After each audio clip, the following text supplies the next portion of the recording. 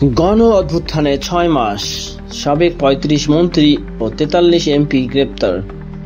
ছাত্র জনতার অভ্যুত্থানের ৫ আগস্ট শেখ হাসিনা সরকারের পতনের পর সাবেক আইনমন্ত্রী আনিসুল হক সহ ২৭ জন মন্ত্রী গ্রেপ্তার হয়েছেন ক্ষমতাচ্যুত হাসিনা সরকারের ৫ জন প্রতিমন্ত্রী ও ৩ জন উপমন্ত্রী।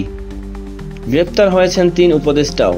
এর বাইরেও গ্রেপ্তার হয়ে কারাগারে আছেন হাসিনা সরকারের সাবেক ৪৩ সংসদ সদস্য ও সাবেক ১১ জন আমলা।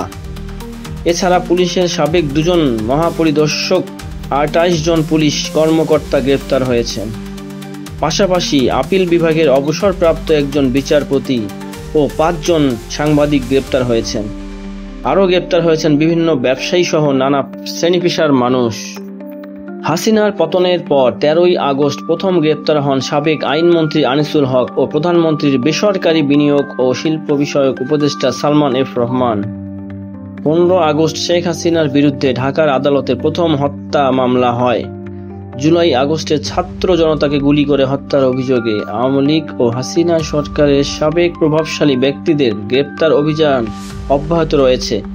পাশাপাশি গুলি করে হত্যাচেষ্টা, অপহরণ ও গুমের অভিযোগ শেখ হাসিনা সহ প্রভাবশালী মন্ত্রী, সংসদ সদস্য, আওয়ামী লীগ নেতা, পুলিশ কর্মকর্তাদের বিরুদ্ধে মামলা দায়ের অব্যাহত রয়েছে।